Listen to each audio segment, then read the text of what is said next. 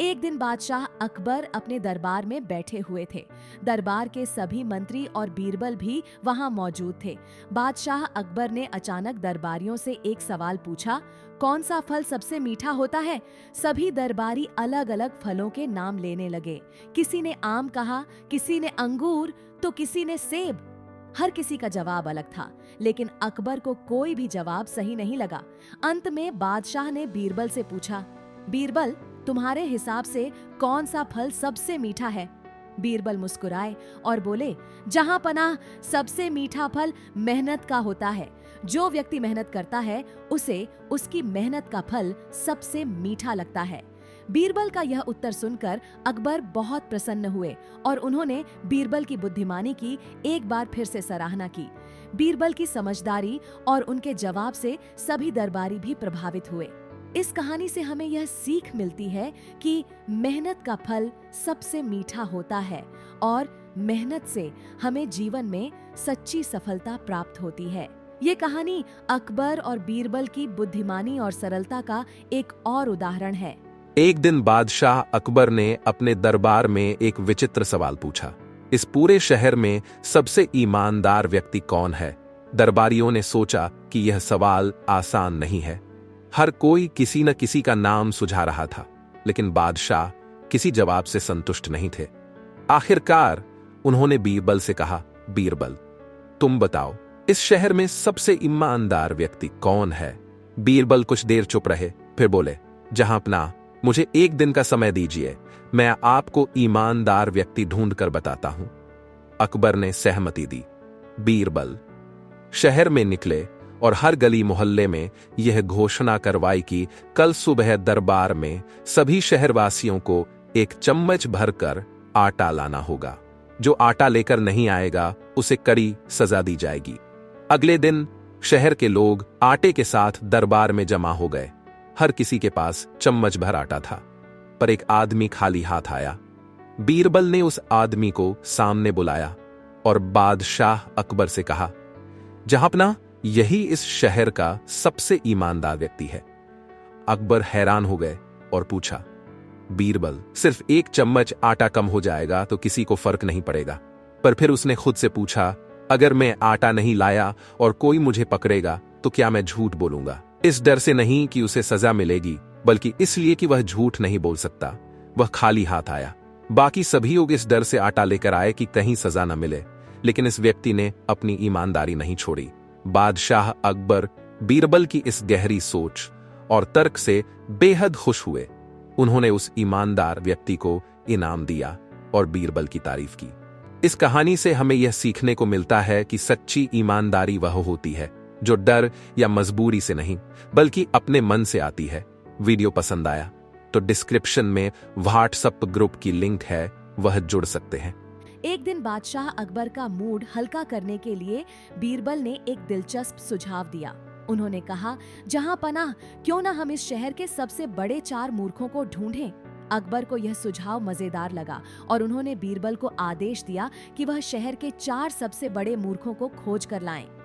बीरबल खुशी खुशी शहर की ओर निकल पड़े। कुछ ही समय बाद बीरबल ने पहला मूर्ख ढूंढ निकाला। वह व्यक्ति एक भैंस के आगे बैठा उसकी पूंछ खींचते हुए उसे दूध निकालने की कोशिश कर रहा था। बीरबल ने सोचा, यह व्यक्ति बिना सोचे समझे काम कर रहा है, यह तो पक्का मूर्ख है। बीरबल ने उसे साथ लिया और आगे बढ़ गए। थोड़ी दूर चलने पर बीरबल को दूसरा मूर्ख मिला। यह व्यक्ति एक गधे की पीठ पर बोरियों में सोना रखकर उसके कानों में फुसफुसा रहा था, जल्दी चल, यह सोना है, इसे चोर न चुरा लें।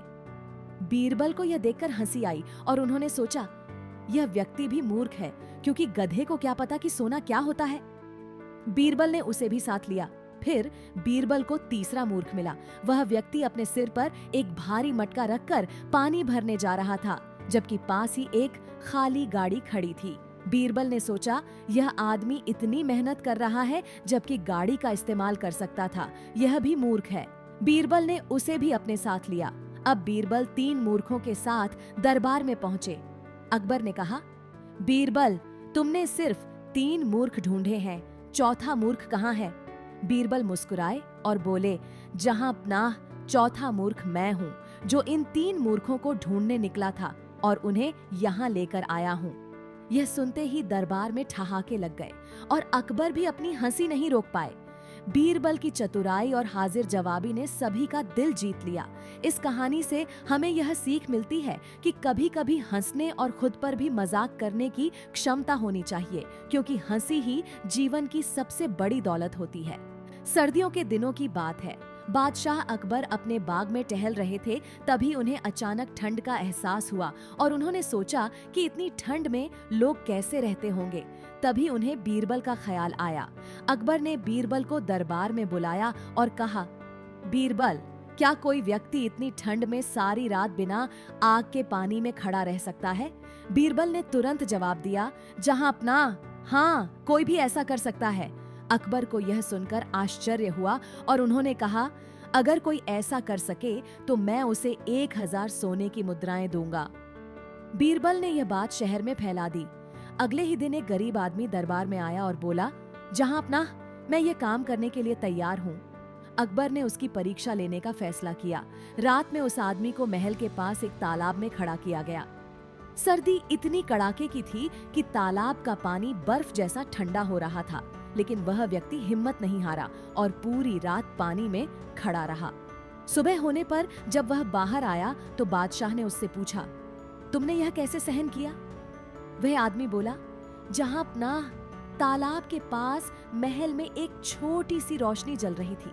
मैं बस उस रोशनी को देखता रहा और सोचता रहा कि सुबह हो जाएगी। इस तरह मैंने रात गुजार दी। अकबर ये सुनते ही नाराज हो गए और बोले, तुमने रोशनी की गर्मी से रात बिताई, ये धोखा है, तुम्हें इनाम नहीं मिलेगा। बेचारा आदमी उदास होकर बीरबल के पास गया और सारी बात बताई। बीरबल ने उसे ढांढस बंधाया और कहा, चिंता मत करो, मैं तुम्हारे लिए न्याय करूंगा। अगले दिन बीरबल दरबार में नहीं पहुंचे। जब अकबर ने उन्हें बुलवाया तो संदेश मिला कि बीरबल अपने घर में खिचड़ी बना रहे हैं। ये सुनकर अकबर खुद उनके घर गए। वहां जाकर देखा कि बीरबल ने एक बड़े बर्तन में खिचड़ी बनाई थी, लेकिन बर्तन आग से बहुत ऊंचाई पर लटका हुआ था और नीचे एक छोटी सी जलती हुई मोमबत्ती रखी थी। अकबर ने हंसते हुए कहा, बीरबल, इतनी ऊंचाई पर लटके बर्तन में मोमबत्ती से खिचड़ी कैसे पक सकती है? बीरबल मुस्कुराए और बोले, जहां पनाह, अगर एक आदमी इतनी दूर से जलती हुई रोशनी से ठंडे पानी में रात बिता सकता है तो खिचड़ी भी पक सकती है। यह सुनकर अकबर को अपनी गलती का एहसास हुआ। उन्होंने तुरंत उस गरीब आदमी को 1000 सोने की मुद्राएं दी और बीरबल की बुद्धिमानी की सराहना की। इस कहानी से यह सीख मिलती है कि कभी-कभी बाहरी चीजों का वास्तविक असर भले ही ना हो, पर हमारे मनोबल और विश्वास का प्रभाव बहुत बड़ा होता है। एक बार बादशाह अकबर ने दरबार में एक सवाल किया, बीरबल, क्या तुम अपनी बुद्धिमानी पर बहुत गर्व करते हो? बीरबल मुस्कुराते हुए बोले, जहां पनाह, मुझे गर्व नहीं बल्कि खुशी है कि मैं आपकी सेवा कर पा रहा हूँ। अकबर ने यह सुनकर बीरबल से कहा, ठीक है, आज मैं तुम्हें एक मुश्किल काम देता हूँ। अगर तुम इसमें सफल हो गए तो मैं तुम्हारी बुद्धिमानी मान जाऊंगा। बीरबल ने विनम्रता से कहा, जो हुक्म जहां पनाह। अकबर ने आदेश दिया, मैं चाहता हूं कि तुम कल दरबार में उस व्यक्ति को लेकर आओ जो सबसे बड़ी सजा का हकदार है। बीरबल ने सिर झुकाया और दरबार से बाहर चले गए। अगले दिन जब दरबार शुरू हुआ तो अकबर ने देखा कि बीरबल ने अपने साथ एक आदमी को लाकर खड़ा किया है। वह आदमी देखने में बहुत साधारण था। अकबर ने हैरानी से पूछा, बीरबल, यह कौन है और क्यों इसे सबसे बड़ी सजा मिलनी चाहिए? बीरबल ने शांत स्वर में उत्तर दिया, जहां पनाह, यह आदमी आपके नाई बाल काटने वाला है। अकबर को और भी ज्यादा आश्चर्य हुआ और उन्होंने कहा, पर यह क्यों सबसे बड़ी सजा का हकदार है? बीरबल ने हंसते हुए कहा, जहां अपना, इसने आपकी जिंदगी में सबसे बड़ा गुनाह किया है। ये आपको हफ्ते में कई बार आपकी गर्दन के पास उस तरह रखकर बाल काटता है और इसने कभी भी आपको नुकसान नहीं पहुंचाया। अगर इसने गलती से भी उस तरह गलत तरीके से चलाया होता तो आपका जीवन खतरे में पड़ सकता था। फिर भी आपने इसे कभी इनाम नहीं दिया। इस तरह यह आपके सबसे बड़े गुनाह का हकदार है, क्योंकि यह अपने कर्तव्य का पालन पूरी निष्ठा से करता है, लेकिन इसकी सराहना नहीं की गई। अकबर को बीरबल की बात समझ में आ गई और उन्होंने तुरंत उस नाई को इनाम दिया। इस घटना के बाद अकबर ने महसूस किया कि हर किसी का काम महत्वपूर्ण होता है और उसकी सही तरीके से सराहना की जानी चाहिए। इस कहानी से हमें यह सीख मिलती है कि हमें हर व्यक्ति के काम की कद्र करनी चाहिए, चाहे वह छोटा हो या बड़ा। एक बार अकबर के दरबार में एक व्यापारी आया और बोला, जहांपनाह, मेरे घर में चोरी हो गई है। चोर ने मेरा बहुत सारा सोना चुरा लिया है, लेकिन मुझे यह नहीं पता कि चोर कौन है। कृपया मेरी मदद करें। अकबर ने तुरंत बीरबल को बुलाया और कहा, बीरबल, तुम इस मामले की जांच करो और पता लगाओ कि चोर कौन है। बीरबल ने कुछ देर सोचा और फिर कहा, जहांपनाह, यह काम मैं कल सुबह तक कर दूंगा। बीरबल ने दरबार के सभी सेवकों और व्यापारियों को एक एक लंबी लकड़ी दी और कहा, यह जादुई लकड़ियां हैं। कल तक जिस भी व्यक्ति ने चोरी की है उसकी लकड़ी 1 इंच बढ़ जाएगी। इसलिए सब लोग अपनी लकड़ी अपने पास रखें और कल दरबार में लेकर आएं। अगले दिन सभी लोग अपनी अपनी लकड़ियां लेकर दरबार में पहुंचे। बीरबल ने सभी की लकड़ियों की जांच की। जब उसने एक व्यक्ति की लकड़ी देखी तो वह 1 इंच छोटी थी। बीरबल ने उसे तुरंत चोर घोषित कर दिया। अकबर ने हैरानी से पूछा, बीरबल, ये कैसे हुआ? बीरबल ने हंसते हुए कहा, जहांपनाह, मैंने कोई जादू नहीं किया था। मैंने बस यह कहा था कि चोर की लकड़ी 1 इंच बढ़ जाएगी। इस डर से चोर ने रात में अपनी लकड़ी काट दी ताकि उसकी लकड़ी बड़ी न दिखे।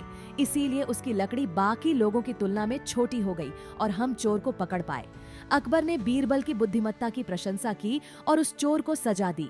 इस कहानी से हमें यह सीख मिलती है कि सच को छिपाने की कोशिश करने वाले अंत में खुद अपनी गलती का शिकार हो जाते हैं। ईमानदारी ही सबसे बड़ा रास्ता है। एक दिन बादशाह अकबर अपनी राजमुद्रा वाली कीमती अंगूठी खो बैठे। उन्होंने अपनी पूरी महल में खोजबीन करवाई, लेकिन अंगूठी का कहीं पता नहीं चला। सभी दरबारी परेशान थे कि अंगूठी कहाँ गई। आखिरकार अकबर ने बीरबल को बुलाकर कहा, बीरबल, मेरी अंगूठी खो गई है।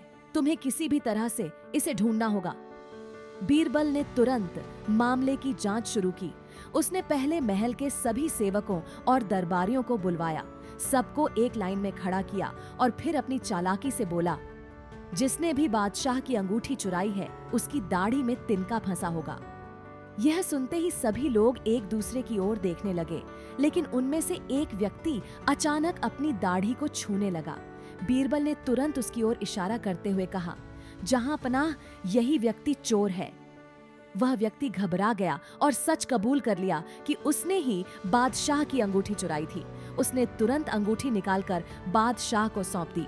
बादशाह अकबर बीरबल की समझदारी और चतुराई से बहुत प्रभावित हुए और उन्होंने बीरबल को एक बार फिर से इनाम दिया। इस कहानी से हमें यह सीख मिलती है कि चतुराई और सूझबूझ से किसी भी समस्या का हल निकाला जा सकता है और गलत काम करने वाले अंत में पकड़े ही जाते हैं। एक बार अकबर बादशाह ने बीरबल की बुद्धिमानी की परीक्षा लेने का निश्चय किया। उन्होंने बीरबल को दरबार में बुलाया और कहा, बीरबल, क्या तुम मुझे एक ऐसा काम करके दिखा सकते हो जिसमें आधा सच हो और आधा झूठ? बीरबल मुस्कुराए और बोले, जहांपनाह, मैं इस काम को कल सुबह तक पूरा कर दूंगा। अगले दिन बीरबल एक अजीब सी स्थिति में दरबार पहुंचे। उन्होंने एक पैर घोड़े पर रखा हुआ था और एक पैर जमीन पर। दरबार के सभी लोग हैरानी से उन्हें देख रहे थे। बादशाह ने पूछा, बीरबल, ये तुम क्या कर रहे हो? बीरबल ने जवाब दिया, जहांपनाह, मैंने आपका आदेश पूरा किया है। मैं आधा घोड़े पर हूँ और आधा जमीन पर, यानी मैं न पूरी तरह घोड़े पर हूँ और न ही पूरी तरह जमीन पर। यह न पूरा सच है और न ही पूरा झूठ। अकबर बीरबल की इस बुद्धिमत्ता पर हंस पड़े और खुश होकर बोले, बीरबल, तुमने मेरे सवाल का सटीक जवाब दिया है। सच में तुमसे ज्यादा चतुर कोई नहीं है। इस कहानी से यह सीख मिलती है कि बुद्धिमानी और हाजिर जवाबी से किसी भी कठिन परिस्थिति का हल निकाला जा सकता है।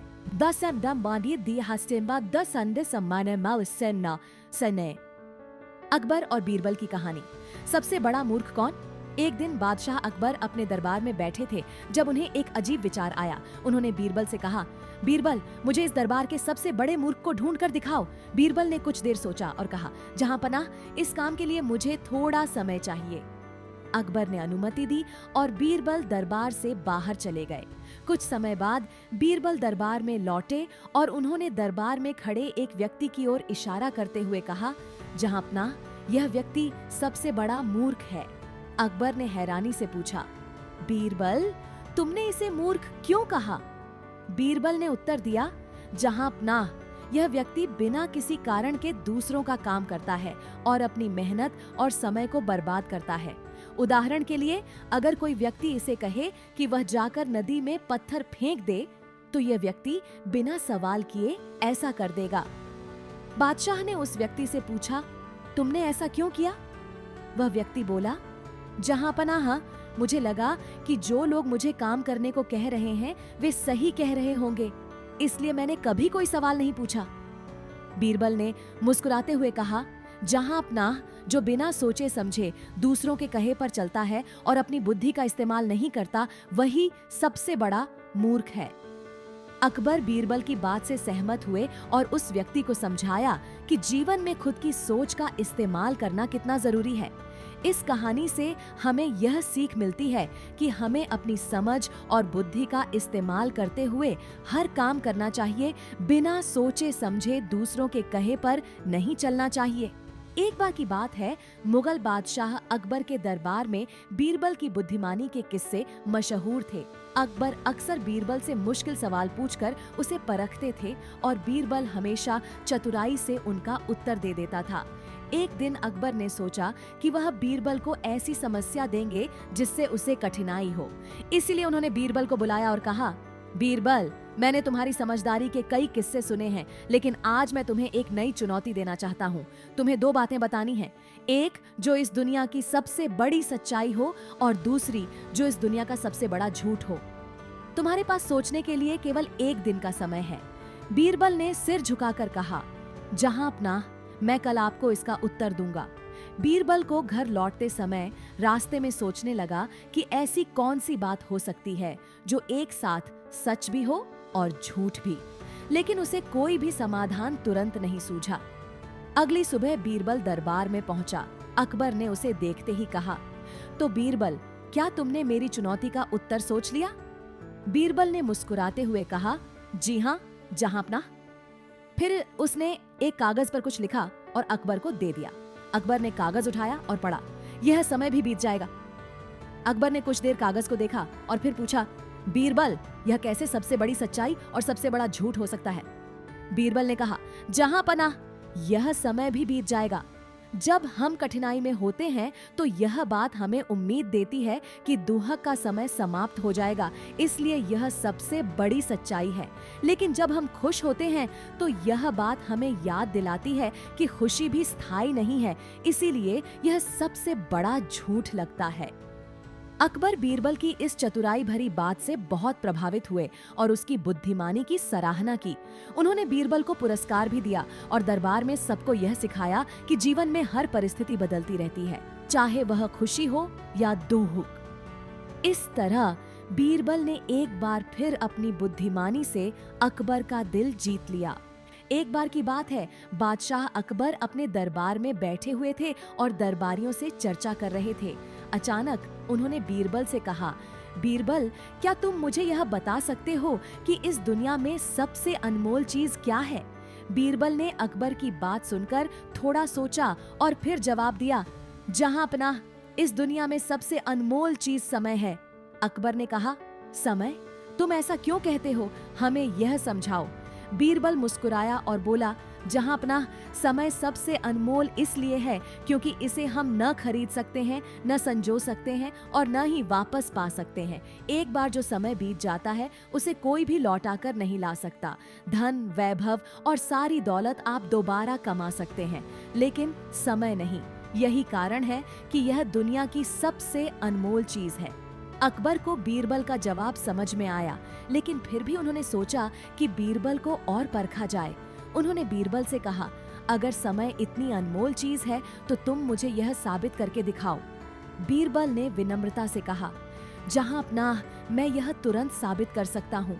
अकबर ने कहा, ठीक है, हमें दिखाओ। बीरबल ने दरबारियों से कहा, कृपया एक जलते हुए दीपक को यहाँ लेकर आइए। एक दरबारी जलता हुआ दीपक लेकर आया। फिर बीरबल ने कहा, जहां पनाह, क्या आप इसे बुझा सकते हैं? अकबर ने दीपक को फूंक मारकर बुझा दिया। बीरबल ने फिर से दीपक जलाने को कहा। दरबारियों ने फिर से दीपक जलाया। इस बार बीरबल ने कहा, जहां पनाह, अब क्या आप इस जलते हुए दीपक को इस तरह बुझा सकते हैं कि वह दोबारा जल न सके? अकबर कुछ देर तक सोचते रहे, लेकिन उन्होंने कोई उपाय नहीं खोजा।